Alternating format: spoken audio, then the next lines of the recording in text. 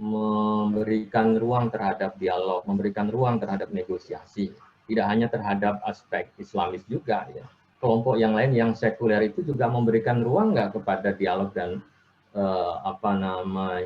intermediasi, ya, terhadap kelompok-kelompok yang lain, ya, biar tidak saling menghabiskan satu sama yang lain. Nah, itu kemudian harus kita lihat. Nah, kaitannya dengan Hizbut Tahrir yaitu tadi bahwa Hizbut Tahrir harus ditanya dulu kaitannya dengan sosial, bisa economic, social and political, the existing social and political system yang sedang ada itu bagaimana pendapatnya. Tetapi kalau di awal pendapatnya sudah menolak sistem ekonomi, sosial, politik yang dijalankan oleh suatu negara dan menganggapnya itu sebagai bukan produk Islam dan harus diganti, nah ini kemudian menjadi suatu masalah, begitu ya. Karena tidak akan mungkin bisa bekerja di dalam sebuah sistem itu. Maka langkah yang pertama adalah recognition, mengakui rule of the game-nya dulu. Jadi kalau rule of the game-nya sudah diakui, menerima negara apa adanya saat ini, begitu ya, maka pola menuju sebuah kerjasama cooperation sudah dimulai. Tetapi kalau dari awal sudah menegasi, menolak ya sistem yang ada, bahwa itu semua adalah bobrok semua, itu adalah rusak semua, tidak bisa digunakan, maka tentu ini akan menimbulkan persoalan. Jadi saringan pertama ya harus diberikan semacam itu. Nah, oleh karena itu nanti setelah itu mulai masuk ya gerakan-gerakan Islam, oke, bisa bekerja dalam sistem ini, kita sepakat dengan sistem pemilu yang ada dan sebagainya. Ini kan masih bersifat prosedural itu ya. Nah, nanti akan diuji ke dalam yang lebih substantif ya, ketika berkuasa. Bisa nggak kemudian memanage ya, art of the politiknya dengan elemen-elemen yang lain, kolaborasi, kerjasama. Ketika sudah menang, apakah kemudian harus dominasi, tidak memberikan ruang kepada yang lain, sehingga kelompok-kelompok yang lain merasa terancam, militer kemudian tergoda untuk mengambil alih, ya, dan lain sebagainya. Upaya-upaya untuk menghilangkan kondisi semacam itu, saya kira menjadi sangat penting, sehingga mulai terbentuk sebuah identitas nasional, kebangsaan yang sama, yang bisa mengajak semua elemen untuk bersama-sama. Nah, gerakan-gerakan semacam itu saya kira kemudian itu ya, jadi proses masuk dalam sebuah gerakan, kemudian tercermin dalam sikap moderasi gerakan kelompok itu, kemudian move kepada sebuah ideologi ya, keyakinan yang memang moderat itu jalan hidup, keyakinan yang dimiliki oleh suatu kelompok, kemudian tertransformasi kepada semua anggotanya, bukan hanya faksi-faksi moderat dan faksi terbelah menjadi dua faksi. Nanti ketika faksi moderatnya kuat menjadi moderat, tapi kalau faksi konservatifnya menguat akan berubah. Nah, ini kan saya kira penting untuk dilihat. Nah, An-Nahdlatul saya kira kemudian dengan berbagai macam challenge yang dihadapi ya, pada saat ini mampu untuk bisa tetap survive ya. Karena kalau salah langkah saja di dalam politik ya itu berakibat fatal ya terhadap takdir kedepannya seperti apa gitu. Karena biar bagaimanapun ya takdir itu di kawasan Timur Tengah masih dipegang ya oleh penguasa ya, yang memang punya otoritas itu. Nah, ini saya kira hal itu ya tentu bisa menjadi kajian kita. Begitu kali, Fitri. Ya, kemudian ada pertanyaan lagi dari Rizky Hikmawan mengenai apakah moderasi harus nantiasa seiring dengan demokrasi. Terus bagaimana pendapat Bapak tentang konsep asobiyah di dunia Arab?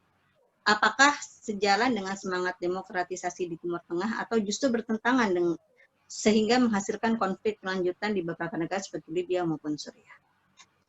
Ya, jadi ketika suatu negara itu sudah mengadopsi sistem demokrasi, maka tentu elemen-elemen yang lain termasuk juga kelompok yang lain Islamis dan lain sebagainya ya harus kemudian menjadi compatible terhadap sistem demokrasi.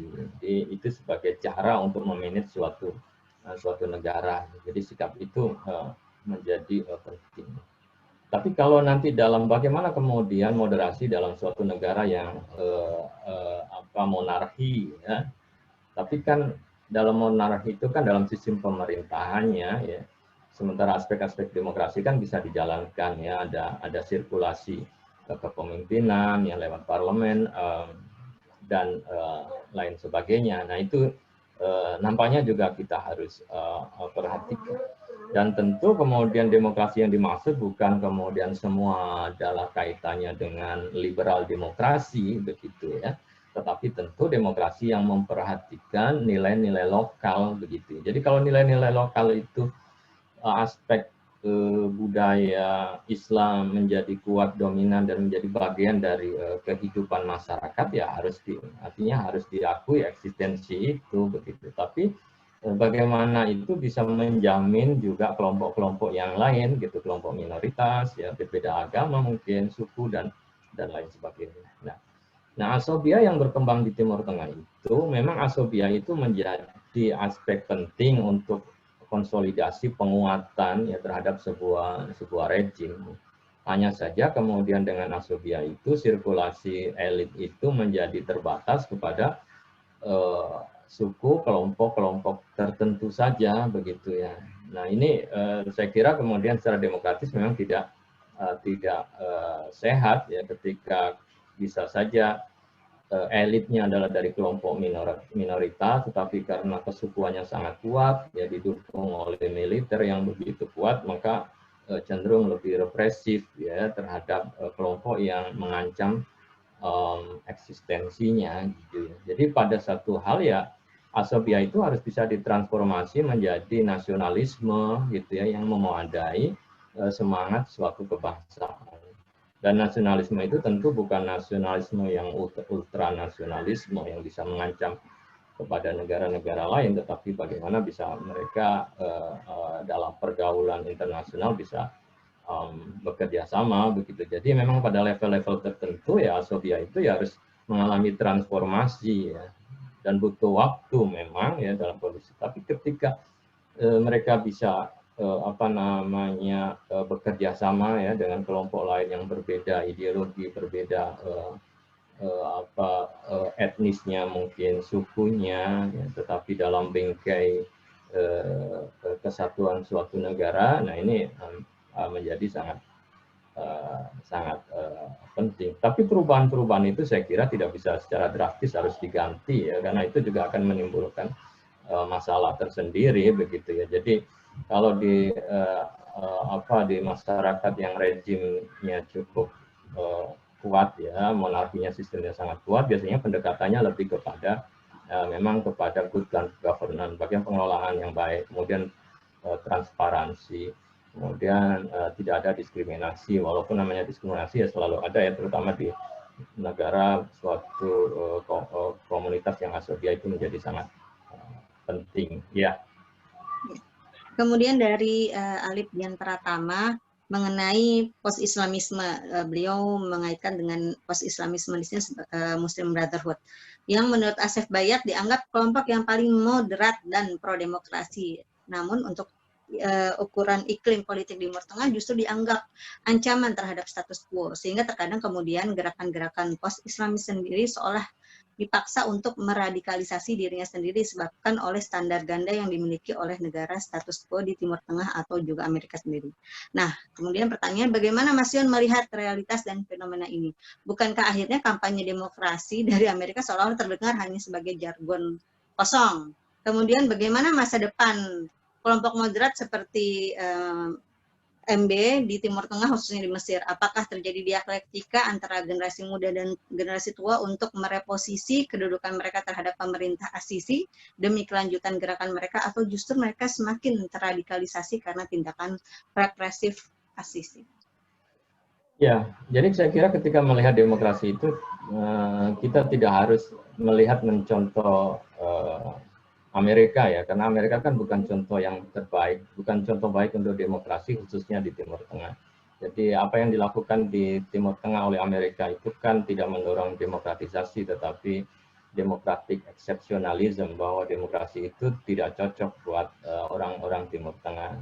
Justru mereka yang melanggar demokrasi itu menjadi teman dekatnya Amerika. Jadi exceptionalism ini yang kemudian menjadi semacam kompleksitas ya, semakin pelanggar-pelanggar HAM itu justru bisa dilindungi ya, dekat dengan Amerika, dan itu kontras dengan nilai-nilai Amerika yang menjunjung demokrasi di negaranya. Nah ini hal itu saya kira harus juga kita lihat ya dalam urusan di kawasan Timur Tengah. Nah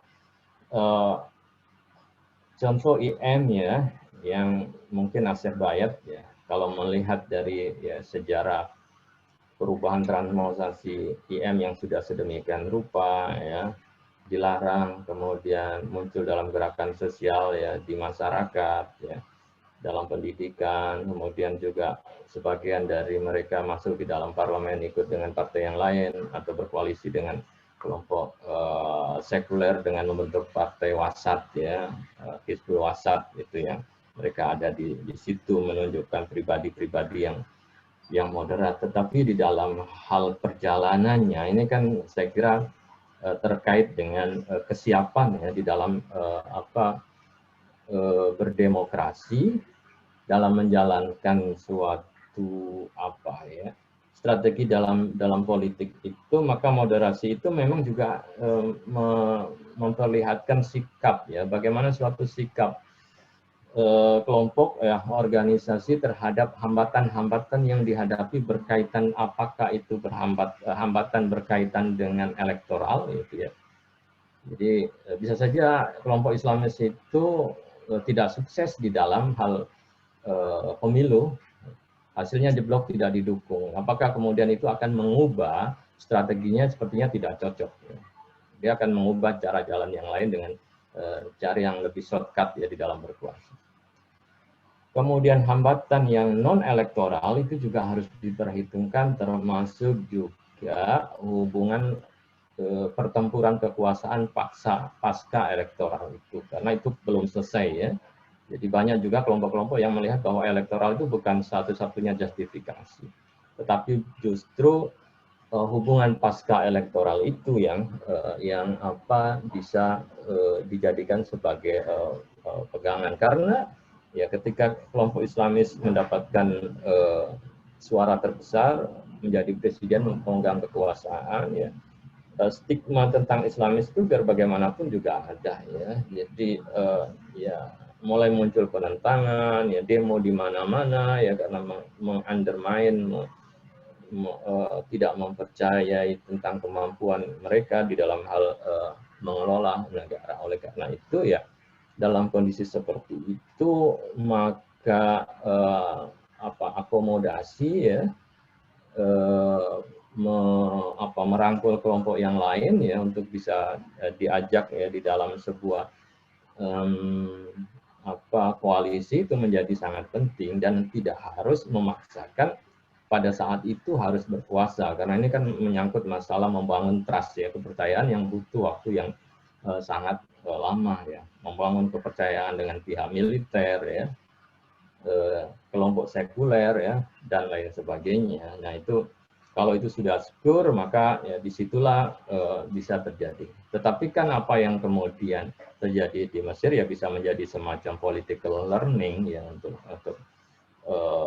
melihat ya tentang ya bagaimana suatu pertempuran politik dilakukan di elit ya, yang ternyata bisa menghilangkan eksistensi pemenang pesta demokrasi begitu. Nah dari situ nanti akan diuji apakah hambatan ini akan mengurungkan ya seseorang, kemudian wah ini kayaknya bukan jalan yang terbaik ya, artinya upaya membangun partai menjadi pemenang, bahkan sudah berkuasa, tiba-tiba bisa dihapuskan. Nah, jangan sampai ini menjadi turn back ya, menjadi gerakan ke belakang ya, melihat bahwa itu semua tidak ada artinya begitu ya, dan diganti dengan gerakan-gerakan yang shortcut. Nah, untuk kasus Mesir memang mulai memunculkan juga generasi-generasi muda yang mulai berpikir lebih realistis ya, untuk bisa melihat ya realitas yang ada. Jadi dan ya patut juga diapresiasi untungnya ya Ikhwanul Muslimin membangun ya, sikap moderat itu tidak terpancing kemudian melakukan aktivitas-aktivitas yang kekerasan lainnya. Jadi mereka direpresif tetapi tidak membalas dengan sebuah sikap ya perlawanan ya bersenjata ya dan lain sebagainya. Nanti akan berbeda dengan kelompok-kelompok yang lain ketika kekuatan militer hard power itu sudah masuk semakin complicated. Nah, generasi-generasi muda ini mungkin akan ya learning from the experience itu ya bisa melihat bagaimana membangun hubungan ya dengan kelompok-kelompok yang berbeda, membangun kepercayaan ya dengan stakeholder yang lain ya sehingga ya bisa bersama-sama ya eksis gitu ya sustain ke depan. Sementara jatuh bangun di dalam politik itu saya kira biasa ya. Jadi yang menang belum tentu berkuasa ya. Jadi atau bahkan kelompok kecil juga karena kondisi tertentu bisa saja malah diminta untuk menjadi penengah di dalam hal semacam itu. Nah, saya kira keluasan dan keluasannya di dalam melihat realitas itu menjadi penting bagi kelompok Islamis dan nampaknya kemudian generasi muda yang ada di Mesir juga akan ya, membangun ya langkah-langkah semacam itu. Tapi kan itu tadi nanti akan menimbulkan friksi juga internal ya di kalangan kelompok mereka karena moderasi belum menjadi suatu ideological behavior of individual ya bisa saja masih pada level ideological moderation of groups ya grupnya sudah moderat tetapi individu-individunya yang lain belum sepenuhnya bisa menerima itu sehingga nanti muncul faksi-faksi yang berbeda-beda. Ya. Ya, Mas Yon mungkin Pak Yon menyambung tadi soal Mesir ya.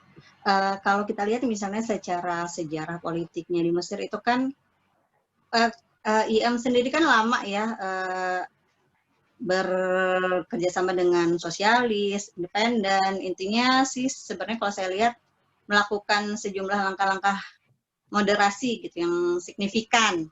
Tapi kemudian kalau misalnya kita bandingkan misalnya antara Tunisia dengan Mesir, kalau Tunisia mungkin secara geopolitik tidak sestrategis Mesir karena terkait Mesir itu kunci kalau yang saya pernah baca referensi kunci pintu masuk menuju Timur Tengah. Nah, saya melihat bahwa seberapa besar pun moderasi yang dilakukan misalnya kelompok post-Islamis itu ketika tidak mampu memuaskan pihak-pihak tertentu itu ya tidak akan misalnya terjadi demokratisasi atau misalnya misalnya moderasi pun masuk ke level individu itu ya mereka akan dicap misalnya sebagai kelompok yang radikal. Gimana menurut Pak Yang? Ya, tapi kan jelas ya bahwa kelompok Islamis itu nanti harus bernegosiasi dengan kepentingan internasional. Jadi tidak bisa kemudian menolaknya begitu. Apakah dia mampu untuk melakukan stabilisasi politik nasional, tapi ketika menyuarakan di dalam hal international political behavior-nya tidak moderat begitu ya. Jadi mau tidak mau ya harus juga bernegosiasi dengan Amerika, bernegosiasi dengan Rusia ya kepentingan-kepentingan mereka. Jadi kalau Rusia itu sudah menanam modal ya sebelumnya ya memang harus diajak berbicara yang tidak bisa kemudian ditinggalkan. Ketika Amerika juga sudah menanam modal di dalam negeri, membangun investasi dan lain sebagainya ya memang harus diajak berbicara ya termasuk aspek-aspek yang lain ya. Jadi sebenarnya juga Tunisia itu menjadi wilayah juga yang sangat penting karena dia posisinya dekat dengan Eropa dan negara-negara Eropa juga berkepentingan terhadap itu. Tapi bisa hasrat ya Eropa itu bisa ditahan ya ketika melihat bahwa kelompok Islamisnya bisa menunjukkan sikap yang bersahabat ya walaupun tidak atau belum mendapatkan kekuasaan atau ketika berkuasa selalu diganggu ya biasa saja ya di dalam hal politik yang berkuasa diganggu itu saya kira hal yang lumrah dan tidak harus melakukan tindakan-tindakan yang represif ya. Nah, itu saya kira kemudian Tunisia punya waktu untuk belajar, saya kira ya. Sementara di Mesir kondisinya yang ada pada waktu itu tidak ada waktu lagi untuk belajar dari kasus yang lain begitu ya. IM punya track record moderat di masyarakat, tetapi belum punya pengalaman yang panjang ya di pemerintahan dan kekuasaan. Nah itu yang sering kemudian dipersoalkan. Ditambah memang tekanan dari internasional semakin kuat ya. Ya kalau dari situ ya kenapa tidak belajar dari Turki begitu ya, yang berhadapan dengan superpower baik Rusia dan Amerika ya, bahkan kemudian digoyang dengan berbagai macam aksi demonstrasi, munculnya terorisme, pengeboman ya berkali-kali di Istanbul, itu kan sesuatu yang saya kira tidak ringan, tapi kan dia bisa meyakinkan internal termasuk militer tidak mengambil jalan pintas ya, ancaman terhadap embargo juga ada dan tetap berjalan, dan secara geopolitik pasti sangat strategik ya, yang dari sisi Rusia tadi kan juga Selat Bosporus begitu vitalnya ya bagi Rusia untuk lewat situ ya. Walaupun terusan Suez juga saya kira menjadi yang strategis pula. Tetapi kalau kemudian elit-elit yang ada, baik sekuler Islamis itu bisa menunjukkan sebuah sikap yang friendly behavior yang ke berbagai kalangan dan bisa mengelola ya, memanagenya dengan baik, tentu level internal terlebih dahulu baru bisa eksternal. Nah, asumsi-asumsi yang semoderat apapun ya pasti akan mendapatkan gangguan ya. Saya kira semua posisi itu pasti akan mendapatkan gangguan dari lawan politik, tapi bagaimana kemudian mereka bisa bernegosiasi ya satu sama yang lain. Ya. Baik Mas, meninggalkan Mesir, di sini ada pertanyaan tentang Arab Saudi dari Kemal Abdul Rashid. Beliau ingin bertanya tentang salah satu tokoh Islamis fundamentalis dari kalangan Wahabi Salafi, yaitu Abdul Aziz bin Abdul bin Baz. Yang pertama, apakah Abdul Aziz bin Abdullah bin Baz memiliki pemikiran politik tentang konsep negara berdasarkan Islam? Yang kedua, apakah konsep itu diaplikasikan oleh kerajaan Arab Saudi? Ya, kalau Syekh bin Baz itu kan sebenarnya masih masuk dalam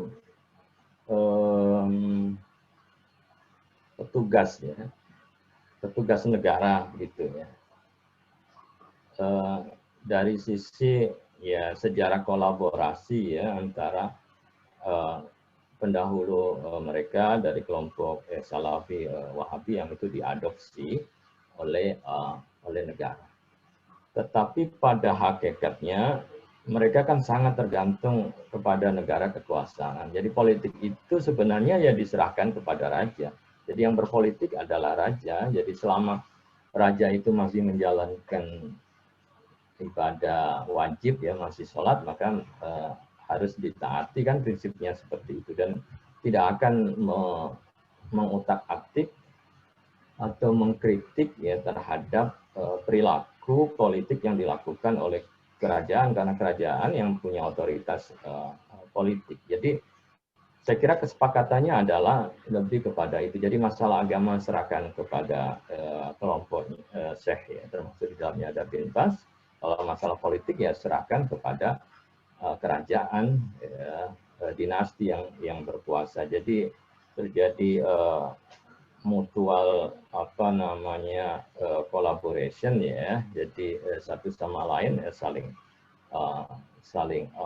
mensupport, dan pasti kemudian ya karena dari kelompok keagamaan yang menginginkan agar praktek-praktek keagamaan itu bisa dijaga, bisa diakomodasi oleh kerajaan ya, dipertahankan ya, dan digunakan oleh masyarakat. Saya kira kepentingannya politiknya semacam itu, sehingga itu tidak menjadi ancaman bagi kerajaan, kecuali nanti ada beberapa sekte yang dianggap sudah mulai kritis ya, yang beberapa ulama ditangkap, intelektual ditangkap kan karena mencoba mengomentari ya dari kebijakan keputusan raja ya yang selama ini dianggap kemudian mulai agak lebih terbuka mungkin, lebih liberal mungkin ya di dalam hal melakukan visi 2030-nya. Nah, hal-hal yang semacam itu saya kira mulai terjadi juga friksi-friksi atau ketidak harmonisan ya, kemudian menyangkut hubungan antara ulama dan kerajaan. Saya kira ini terjadi karena pihak beberapa ulama tidak bisa memahami kebijakan-kebijakan yang dilakukan oleh kerajaan dan cenderung memberikan penolakan. Tetapi selama itu mendukung, saya kira apapun kebijakan politik kerajaan ya tidak akan mengalami perubahan gitu. Jadi kelompok ini secara keagamaan memang berbeda mungkin dengan kelompok-kelompok yang lain Ahlus Sunnah wal Jamaah ya, Sunni yang di beberapa negara termasuk Indonesia, tetapi dalam hal politik mereka nempel ke politik, tetapi setelah itu meminta jamaahnya untuk apolitik sebenarnya, sudah menyerahkan urusan kepada itu. Ya. Oke, ada pertanyaan dari Karen. Izin bertanya Pak, mungkin sedikit out of context. Yang pertama, apakah ada perbedaan antara Islamisme dan Islam politik? Mengapa Islamisme justru lebih cenderung memiliki konotasi negatif bagi banyak kalangan? Yang kedua, lalu mengapa Islam politik tidak lagi relevan bagi banyak orang walaupun tentunya ada dinamika-dinamika yang sering terjadi seiring perkembangan zaman? Apakah ini karena ada faktornya, karena faktor adanya kekakuan dogmatis serta kekakuan dalam memahami gagasan modern, atau karena tidak adanya dialog dengan kalangan yang berbeda?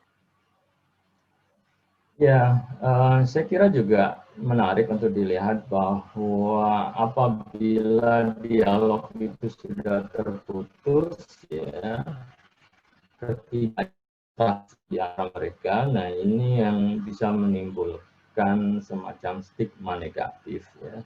Kalau di kawasan Timur Tengah itu kan beberapa isu yang pernah diperdebatkan ya. Salah satunya saya pernah hadir dalam forum US Islamic World Forum yang diinisiasi oleh Qatar, kemudian berdialog dengan tokoh-tokoh politik agama dari negara-negara kawasan Timur Tengah.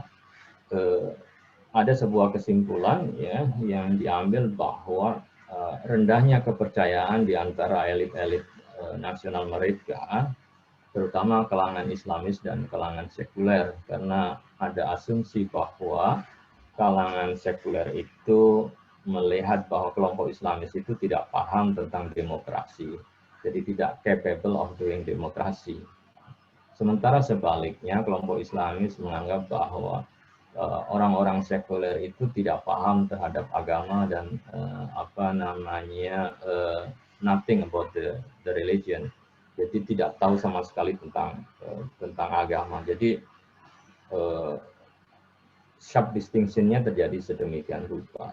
Maka ya, menyebar semacam stigma berkaitan dengan Islamic activism. Jadi sebenarnya kan Islamic activism itu ya melihat perspektif Islam yang lebih aktif ya, bukan pasif ya. Ketika melihat gerakan Islam, melihat kejadian-kejadian sosial, ekonomi, politik di sekitarnya. Hanya saja kan aktifnya itu aktif di politik, aktif di ekonomi, aktif di sosial, atau mungkin aktif di budaya.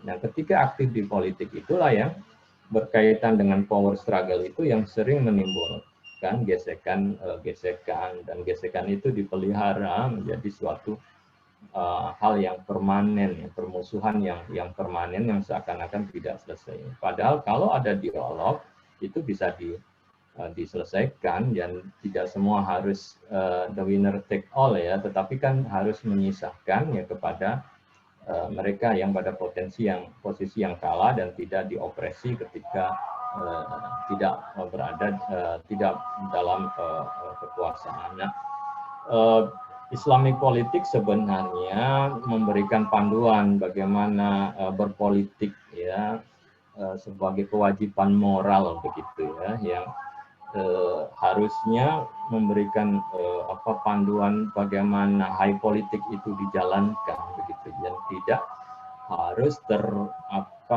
terlembagakan ya. Jadi politik Islam itu tidak harus terlembagakan, tapi bagaimana nilai-nilai itu bisa dipakai oleh semua kalangan berkaitan dengan aspek-aspek universal yang ada dalam tujuan Islamic politik. Apakah itu menyangkut keadilan, kesejahteraan, ya tugas penguasa untuk menjamin keamanan, ya dan segala halnya.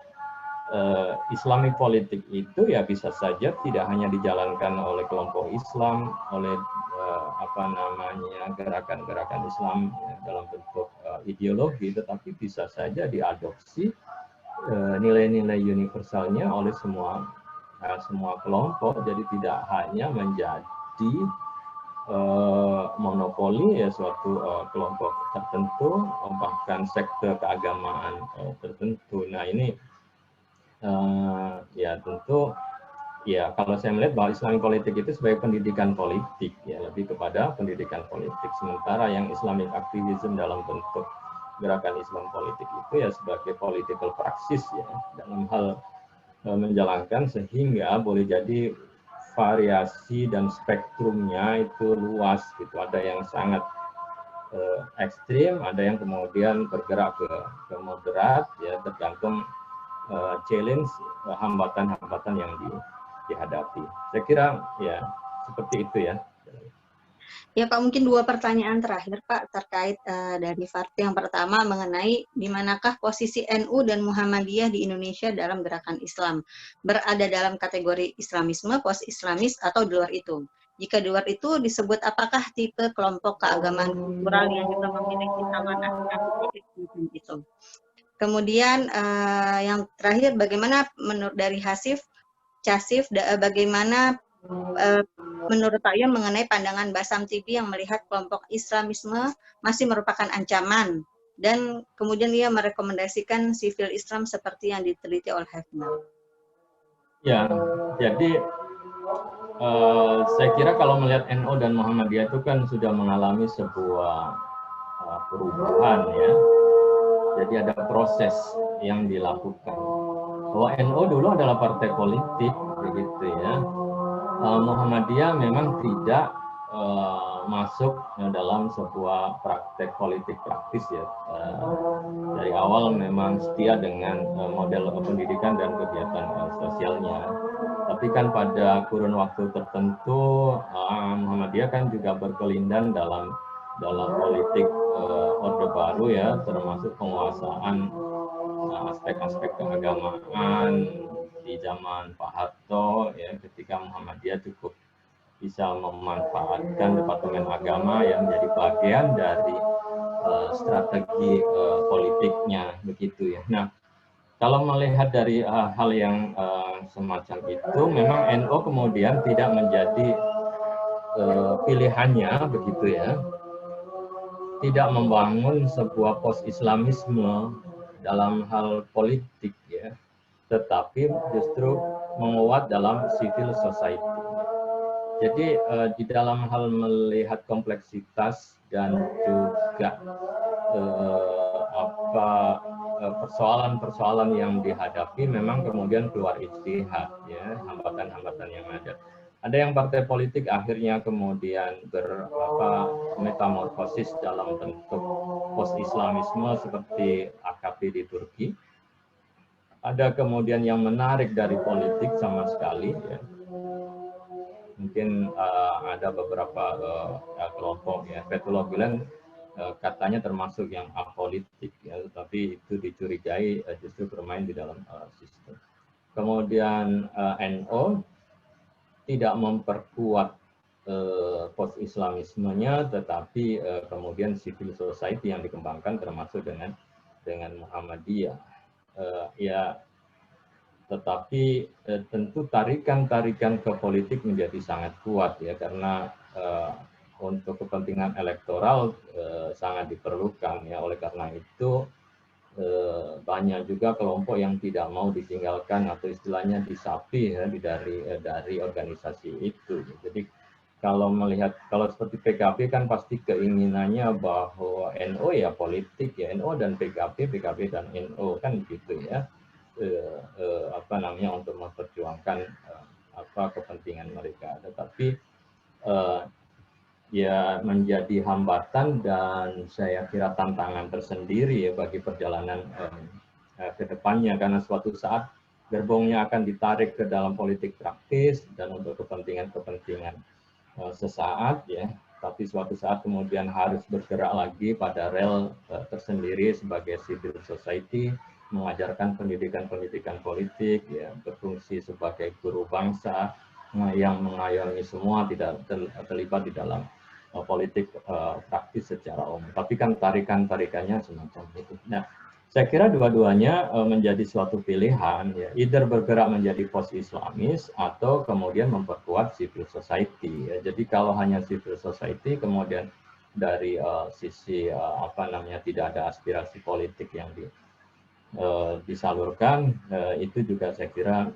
juga menjadi hambatan tersendiri. Jadi dua sisi, karena biar bagaimanapun dalam sejarahnya memang Islam itu tidak bisa dipisahkan dari politik ya. Jadi kalau Kiai Hasbullah itu mengatakan bahwa Islam dan politik itu seperti gula dan rasa manis begitu ya. Jadi kalau gula itu Islam, manisnya itu adalah politik. Jadi kalau memisahkan manisnya gula ya, atau memisahkan politik dalam Islam ya seakan-akan menjadi sesuatu gula yang tawar, tidak bisa dipisahkan. Nah, disitulah saya kira dinamikanya ya, jadi tidak mungkin kemudian serta-merta dijauhkan, dilepaskan dari itu. Tetapi bagaimana menjaga hubungan dalam kaitan dengan politik dan aspirasi itu ya secara dewasa lah gitu ya, hubungan-hubungan yang bisa dikembangkan menjadi civil society yang punya track record yang kuat, ya punya keberpihakan yang jelas, tapi pada satu sisi juga ada juga yang punya ya tidak bisa dihalangi, yang pada akhirnya memutuskan jalan post-Islamisme. Memang, tapi ya dua jalan ini saya kira untuk saat ini, kalau dalam pandangan saya menjadi lebih visible ya, either menjadi post-Islamisme untuk bisa membangun kepercayaan dengan yang lain, atau membangun civil society yang sangat kuat. Ya. Saya kira itu.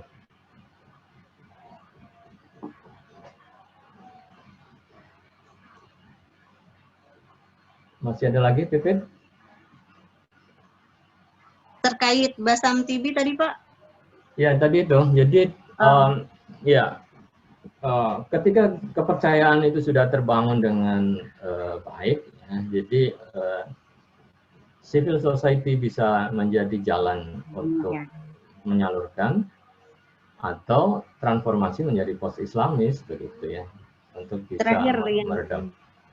Dari Pak Agung, menurut Bapak mengapa Indonesia tidak bergabung atau bekerjasama dengan Islamic Military Counter Terrorism Coalition (IMCTC) atau Koalisi Militer Islam kontra Terorisme yang berbasis di Saudi? Ya, saya kira salah satunya adalah menimbang ya agar tidak masuk di dalam poros ya pro dan anti ya terhadap sebuah aliansi. Karena aliansi ini kan pada akhirnya aliansi di bawah Arab Saudi, tetapi dominasi yang lain juga ada ya, termasuk juga dengan Amerika, dan itu nanti berhadapan dengan menghadapi aliansi poros dengan Iran ya dari sisi itu. Nah, sehingga tidak menguntungkan untuk masuk di dalam aliansi yang harus dikomandani oleh Arab Saudi dan bisa dibawa kemana-mana gitu ya. Karena kalau seandainya masuk nanti bisa saja akan ikut dipaksa terlibat di dalam invasi ke Yaman, mendukung untuk atas nama memerangi terorisme ya blokade terhadap Qatar atas nama memerangi terorisme masuk di dalam konflik yang ada di Libya, dan itu tidak akan pernah ada ujungnya. Nah, itu kecenderungan-kecenderungan yang maka kemudian positif thinkingnya adalah memperkuat ya kebijakan luar negeri yang bebas aktif ya, walaupun kadang pernah ya menjadi tidak bebas dan juga tidak aktif ya, tetapi ini saya kira menjadi pilihan terbaik ya, karena alternatif itu muncul, termasuk juga mulai muncul ketidakpercayaan terhadap Saudi ya, Turki menjadi membangun aliansi sendiri ya. Sebelumnya kan sebenarnya sudah ada juga arah-arah ke sana kemarin ketika ada KL Summit ya tahun lalu itu yang digagas oleh Turki, Mahathir Mohamad ya. Kemudian Iran datang, Pakistan diundang tetapi membatalkan diri, ya, Indonesia diundang diwakilkan kepada wakil presiden, tapi di hari H wakil presiden ada masalah kesehatan, kemudian didelegasikan kepada Menlu. Tapi kan itu semua itu saya kira dinamika juga kontra terhadap kepemimpinan Saudi yang ada di sana, sehingga beberapa mulai juga menarik diri ya dalam poros alternatif aliansi ini. Ya, pendekatan yang bersifat hard power sekarang saya kira mulai ditinggalkan ya, fokus kepada soft power ya dengan yang bisa dilakukan. Oke, ya. Baik. Mungkin sebagai closing statement Pak Yon, saya ingin bertanya bagaimana masa depan post-Islamisme di Timur Tengah, juga terkait masa depan demokrasi di Timur Tengah.